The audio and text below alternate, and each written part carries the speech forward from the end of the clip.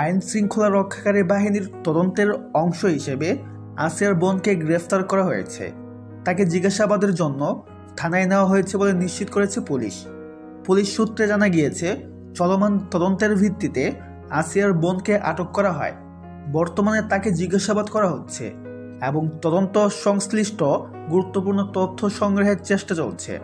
তবে তদন্তের স্বার্থে পুলিশ এখনও বিস্তারিত কোনো তথ্য প্রকাশ করতে চাইছে না।